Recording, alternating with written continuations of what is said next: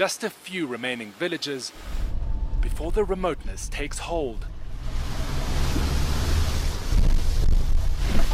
I think, it's one of the last great wildernesses and desperately needs to be protected. From the plain, Niassa Reserve seems untouched by man's greed. I'm looking for elephant number 30. We're sort of approaching her last known tracks. But even with the help of GPS, we struggle to find a single herd.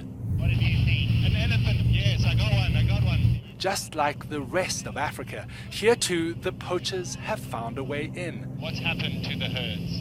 They've been decimated by poaching. There should be upwards of 10,000 elephants in this reserve. He estimates there are less than 2,000 left.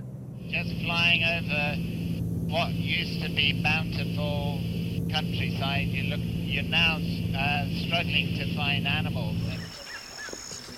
A Chinese government ban on ivory has been heralded as the key to saving the species. The world's largest market should now be off limits. But here, conservationists say the slaughter continues. We were in the bush when we found a group of elephants, he says. I shot the first one, and then I shot the second one. We were about to remove the ivory when security officials arrived to apprehend us.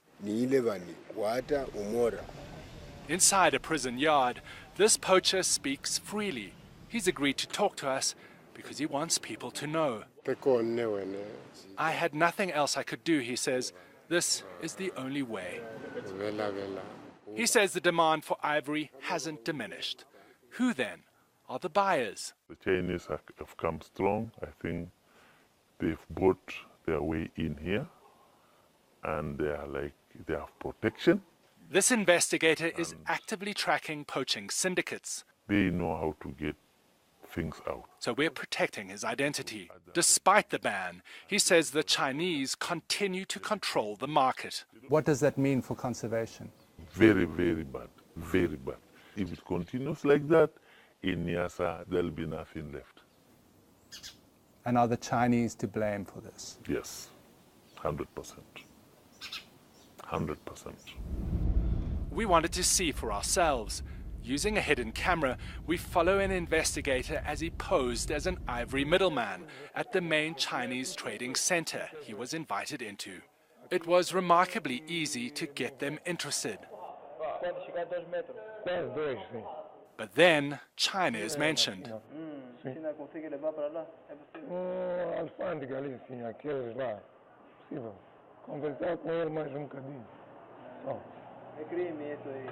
It could be a negotiating technique.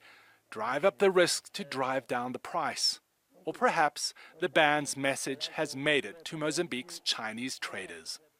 But a massive bust by authorities in Maputo would show otherwise. In mid-April, more than 3 tons of ivory was confiscated. Police say the container is linked to a Chinese trading company. The suspects fled, and the investigation continues. Why have there not been prosecution of Chinese nationals in Mozambique?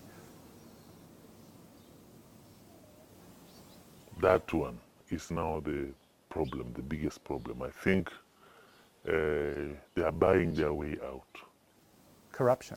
Corruption. Corruption. These photos show ammunition, still wrapped in government-issued packaging. The poachers caught wearing all too familiar fatigues of the National Army. The rot runs deep. Just listen to the government's own prosecutor. We have no doubt about that, he says. Corruption is at the source of poaching. But he says there's a commitment by the state to prevent it. I don't believe that it's too late. No, I'm an optimist, and I believe that there are elephants out there in little pockets that we haven't seen, and they will come together and breed and come back strongly.